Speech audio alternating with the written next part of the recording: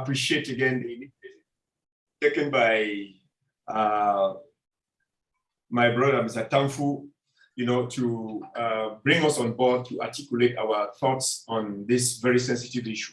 Now, my brother Richard has articulated the issues of succession inheritance from the classical perspective. Now I want to go the other way around, away from the materially inclined succession inheritance issues to what actually is at the base of succession. And I'd like to start by saying, in the African worldview, in the Cameroonian and in the Mbum worldview, succession and inheritance is actively at the base of every mature man and woman at the time they are imagining they want to get into a conjugal relationship.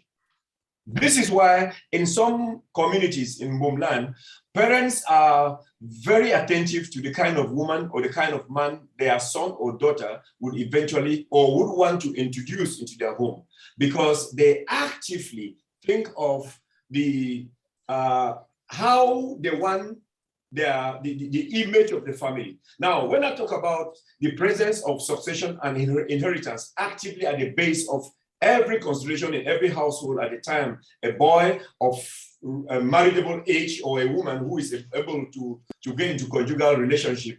Now, parents are always looking beyond the classical aspects of inheritance and succession. What do I mean by this? I would say there are about 5 different parameters that the Mbum actively thinks about each time they're giving out their daughter or each time the son comes in with a woman. This has to do with the name. Now, I'm sure at some point this initiative will be spread out to examine the motivation, the kind of names, what motivates the names we have for our children. But I'm saying there are situations where the succession is not just the material regarding property, regarding a land acquisition. There is first of all the name, which every family wants to maintain. Usually we know that in the Mbum land, when a child is growing and the family is a little ill at ease with the child's habits, the child's attitude, they start asking, child, each time they say that, they are worried about what this child will grow to become. Sometimes when they see a man who is not manly enough, they're looking for means and ways of making that kind of person to get hooked to a woman, hoping that the woman would bring him down so he can now begin to reason and be of service to the community and to himself. What this means is, at a time any man in the family, be it a boy or a girl, is aspiring to get married, now the family immediately jumpstarts its own procedure, activates what happens when this child is married to A, B, C, or D. That's why I talk of the name, because most people want to keep their names or the name of the family alive. Then there is the status. We know we have different social standing, social status in every family. And there are situations where some people in some households in the Mbum land, there have been situations where people have been detailed to go investigate the household from which a boy or a girl intends to get access into your own, maybe to hook up with someone in your family, because they want to be sure that the background of that family is safe. This is because they are actively thinking of what becomes of their child, what becomes of their daughter or their son if they hook up to A, B, C, or D. And that's precisely why in the Mbum land we have had people who say, I would not accept move I don't want to call any names, but I expect us to understand what I'm talking about. Because the idea has actively animated households where parents have been very exigent as to the background of the child whom the wife or whom the daughter or the son plans to get married to. Now, there is also an aspect about values. Each household has values, and sometimes what people seek to maintain are those values, the values of hard work, the values of respect, the values of, you name them, what holds society together. And then there is, of course, now the matter of acquisition, which has to do with property. Fortunately or unfortunately, in Mbum land, sometimes women were considered part of the property. And so when a man died, and the family came together and identified someone who would accompany the wife of the deceased guy in the full materialization of her potentials as a woman. Now, we have a term in Mbum, they say to Rasi. I don't know if this Rasi is cleaning up, if this Rasi is accompanying, like to accompany that woman in her growth to full maturity. But the idea was to identify either the brother or some other person in the family to accompany the wife of the deceased person. Now, in this case, it did not have exactly to do with succession and inheritance. But you see clearly that the woman now was considered part of a family property, and so was inherited according to Mbum culture, where they identify some other person to say, okay, now from today you take care of this. Now this is beginning to change because a number of questions have been coming up. Should the uneducated Mbum woman accept to be taken over by a man she didn't like only because she got married to a member of that family? Now, this has been an issue. Then there is also now the need for continuity. We all know the reason there is emphasis on who succeeds, who benefits from family relationship. There's a question of continuity. Some people are very exigent as to the kind of person who takes over or who steps into the family and benefits from the material property, the name, the status, the social standing, and the acquisition of the family. These are domains that have consistently animated households. And there are situations where the moment someone cannot effectively ascertain, the capability of a woman or a man coming into the family to maintain the name, there has been issues. I'll give you an example. In my family, my father, J.T. Tangem, always swore by his mother and his father's name. And each time, people have said that each time J.T. Tangem swore by Nyamusa, it meant that he was evoking the spirit of his father and his mother. And each time he evoked that spirit, he was ready for anything. He would face anybody.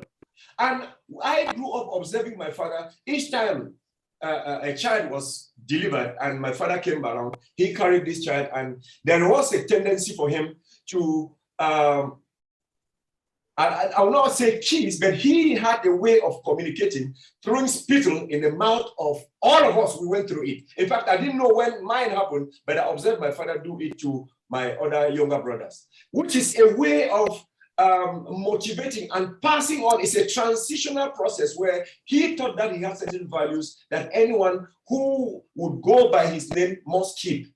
Now, there are situations where my younger brothers, when they got involved in a fight or in a scuffle and they were beaten, and they came back home, my father would say, "You are not a Tangem. My own blood does not run away from a battle." Now, you then understand that there was something about succession that went beyond property, that went beyond the acquisition. And that's why I talked about the immaterial, which is about the name, which is about the status, which is about the need for continuity. This is about the values that people carry. And these values get carried even into other matrimonial homes. That's why today we have the Tangems that have gotten married to other people, but then they maintain their names. I will give the example of my elder sister, Mariana Yefon.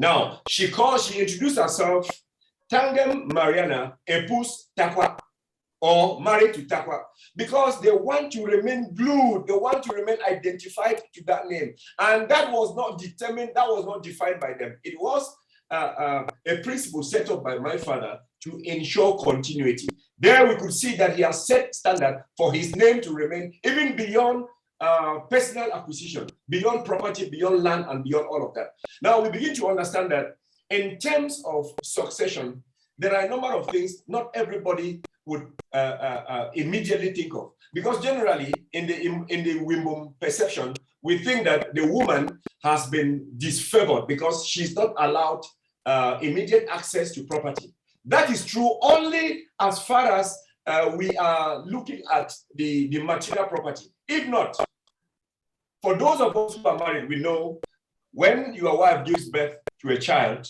sometimes the debacle for the naming of the child is between you, the father of the child, your mom, or your mother-in-law. This is a way to ensure continuity at the level of the name that that child carries. I'll give you a second example. When my younger brother, the third, who follows me, he carries the name of my mother's father, Nkoko. Tangem Marcel is called Nkoko. My mom insisted on giving this son of hers that name in order to keep alive the name of the father. Now, in terms of direct succession, we may never know what my father's mother bequeathed to them. But now my mother maintains the name of her own father through her own son. This is a way to ensure continuity, to maintain the name, to maintain the status, to maintain the social standing that they have. And it is to perhaps deconstruct the general misconception that the Mbum woman is disfavored in matters of inheritance. This is only as far as material inheritance is concerned, because at the level of the name, at the level of the status, at the level of the social standing, both parents, the man and the woman, they want to make sure that their child that they are bringing into the world and who is growing up with them maintains values, so that they will be proud to say, oh, this is the son of this is the daughter of this. Of course, we know the general tendency where it is often said that when a child behaves badly, then the father will say, oh, you're just behaving like your mother. When the child performs greatly, then the father will say, yeah, that is my son. This is not to undermine or to marginalize the woman. It's a way of saying, because you also have women who have said, oh yeah, acting foolish, you're just behaving like your father. Sometimes women may use that in order to get back at their husbands. But generally, the focus of my presentation is to look at the different angles from which succession inheritance are carried out. And it would be interesting for us to look at to consider inheritance from various perspectives. There are situations where a man belongs to, say, a Mbum or some titles in the palace, and he has many children. Now, the choice of who should replace him in one of those places may not be his own. It would now belong to the community of those the members of the lodge in which the man was a member. Now, what this implies is that the choice of who should step from that family to represent or to fill the gap left by the deceased may not be that of the family, will be that of the community members, which means the community takes care to identify who will keep the values of the family, who will keep the values of the community, who will keep the values and dignity of the particular lodge or the particular group to which their father belonged. Now, what I am trying to establish here is question of succession is a little very tricky. And one thing we have not been able to establish is that in all the households in Mbumland, there is never a policeman or someone identified as he who will come and step into any family to begin to ensure that succession in the family goes in a particular order. What this means is that succession and inheritance, these are concepts that are determined. In fact, households determine them according to the dictates of their own sensibilities. It's a rule that is understood, but it's never imposed by anybody. And that's precisely why in my own family, Tangem, I want to quote this because I can feel comfortable quoting this, in fact, to enlighten what changes we have had, to enlighten other people who may want to see and understand that the rules and regulations of succession in Mbumland is not very tight. Tangem, at the time he died, created a board. Of course, it's no news to anybody that the Tangem family is a huge polygamous setup. Now, in his own imagination, my father didn't think that any one man was good enough. So he created a board. At the head of that board was my elder sister, Mariana Yefon. And all the other boys, well, not everybody, he selected about 4 or 5 of us who now belong to that board. But then we make discussions, we agree, and then a sister Mariana proclaimed it. This means the Mbum man has the wisdom to know how to orientate their succession issues without betraying values, without betraying anything that would show to the rest of the community that there is chaos in their backyard. So succession crisis, we never ever had situations where some people were identified as police or traditional police officers to ensure succession in Mbum land. But we all could tell in every household there's at least one person who understands how succession goes. And that's why we maintain it. And if you look at, again, in terms of maintaining the name, the status, and social standing, sometimes the father and the mother of the home jointly agree on what name to call any child at any point in time. This is the way of ensuring that there is some balance. If you would agree with me that if your wife has given birth to 5 girls and you named all the girls, by the time he gives birth to a 6th girl, you would say, she would ask you, can you now allow me name this? That is the way to ensure succession. That's the way to keep the family name. That's the way to maintain certain values. And we know that in situations where someone fails in his duties and they want to relate you with your past, they say you are a traitor to your family. They give you, in fact, you are defined in terms of where you're coming from. That's why you have people where someone will look at Mr. Tawe and say, yes, you are a real son of Patawe. Because they are associating him with the values. They are associating him with the standards. And at this time, no one is thinking of what Mr. Tawe might have inherited from the father. Because naturally, our parents, or in the Mbum imagination, the need for succession is more about maintaining family values than guarding or safeguarding property. Because not everybody bequeaths property to their children, but everyone has a name, a status, and a standing, and some values they want to maintain. And this has consistently animated households. And sometimes you will be surprised at this. Women seem to have an upper hand. But in terms of property, in terms of acquisition, that's where it is a sin. It may be a sin that women are disfavored in such moments. But come to think of it, a woman who gives birth to only girls, and those girls go and give birth to children who are boys, and those boys succeed those families. Now, there are chances that your grandchildren that have inherited property in family or in community B would also try to maintain and keep you up. So this is to say that family inheritance is not just about guarding family, it's not about guarding a property or acquisition, it's about keeping a title, it's about keeping a name, it's about continuity. That's why in the Mbum land, when a mature person dies without having given birth or without having impregnated a woman and without having a child, they bury that person with a stone in hand. Now, that is an indication. I'm sure this would animate other discussions. Why do they bury a man who has not begotten children at the time of death with a stone in hand? Now, this would not be the same thing if that same person dies having given birth to 5 girls. So do we still then consider the man who dies having given birth to 5 girls as someone who did not bequeath anything? And will you bury a man who died having given birth to 1 son as more important than the one who gave birth to 5 girls? So these are some of the things that we are interested, increasingly beginning to look at in order to let our people know there are certain obnoxious practices in our tradition that we, as much as there are certain practices that belong to our past, in contemporary Mbum environment, we don't need to maintain a situation where your brother's wife is being inherited by your younger brother because your brother died. In fact, we say, even the question of inheritance, I don't know, maybe Barrister Tamfu could come back on this. Are we increasingly validating the fact that women will remain property, even when we know there are situations where women have been actively more productive in a house and generated more than the man bequeathed to the family at their death?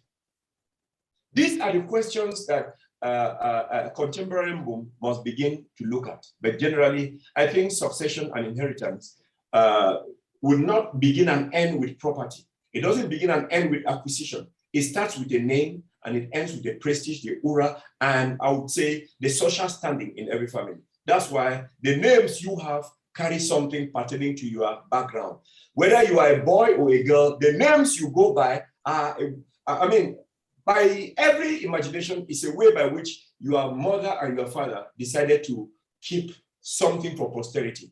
Today, we are the posterity that our parents worked for. The women who are partaking on this platform are the posterity for which their own parents planned for. And today, we only have the duty to validate the wisdom that says in every household, inheritance should not necessarily go to a man, because we know situations in the world where boys were preferred, were the priority in terms of education, and then the girls were not. And then in the end, those boys became the greatest failures. And then the girls that were not given any priority, they showed their mettle. They were able to establish themselves. And now the family name is surviving, not because of the man that was educated, but because of the woman whom the family did not educate, but that grew up in ranks, even in the home of the husband, and then maintained the name of the family. So I would say this succession inheritance is a question that should preoccupy every household. Especially, we must begin to deconstruct the entire concept of female inheritance. Luckily, today women have risen beyond the level where they needed a man to vouch for them before they obtain land. All right. Today, with enough money in your wallet, you can go pay for land without going through a man. In Mbum and in the Mbum imagination, it never was an option, because women were considered part of property, and it was generally considered that property cannot inherit property. So when a man who had worked all through his life and then had only women, he passed on, now they had to identify some other person. In Mbum tradition, they had to identify someone to accompany them. And above all, to impose a man on the woman. Today, we have to. Yeah, so Dr. Tangem, I'm not cutting you short, but I do have a question. Yes. Probably before you get to the end of your presentation, there are a couple of questions and probably contributions that should be coming from participants. So Nelson and Yaje, please, can you take over? Thank you.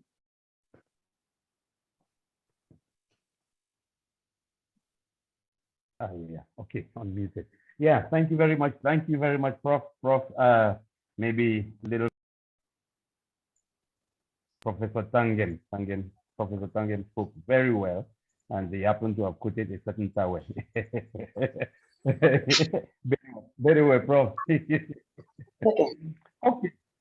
Just a few questions. A few questions which are. Sorry. Please, our microphones, if we are not talking, let's mute them so that we listen and. Are we okay? Let's mute our microphones because I'm getting uncomfortable sounds here. All right.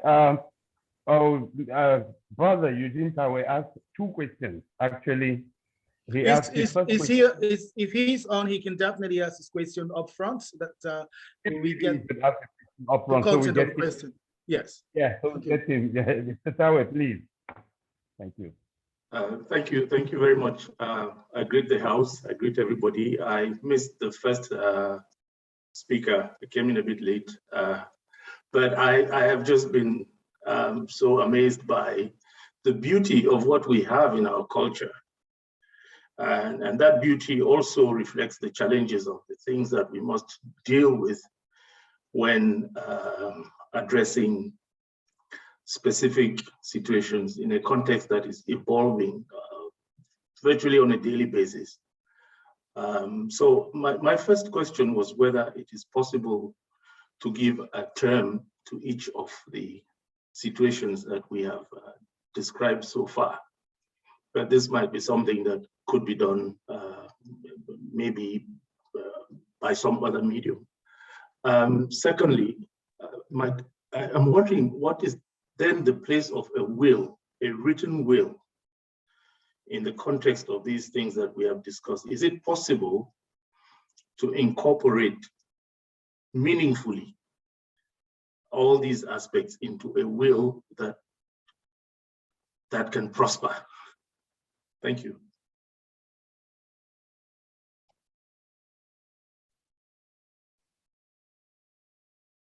Do I need to venture an answer, or Barry? Or yes, certainly, and any other person like any other participant can always come in after you attempt to answer. Yes, thanks. Without much ado, I would say the will is of utmost prime importance the moment it is established to have been mutually established, because there are situations where wills are known to have been manipulated, and that's why I remember Dr. Richard Ndi said a will is supposed to be kept by an independent person so that everyone is sure that it wasn't manipulated. In a situation where there is a will, then that the terms of the will are respected to the utmost. But it becomes a little problematic if the will comes from hands that the rest of the family doesn't trust.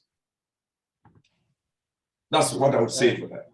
Yes, if you permit, I would like to talk on that. Yeah, go ahead, Barrister. Yes, if you remember, I said there was a possibility of you accepting the application of customary law on you or applying common law on you. So if we go by that, if you're already talking about a will, mean that you want the common law to apply to you. And customary law will not have its place. So the will is an instrument under common law. So if a will is drafted following the principles of common law and how wills have to establish, and if it happens that you are faced with issues of inheritance and succession and you don't want to be applied customary law, that is when the will now will be applied and followed stricto sensus. So you have a choice of either accepting common law application on you or customary law. I think that's the answer to it.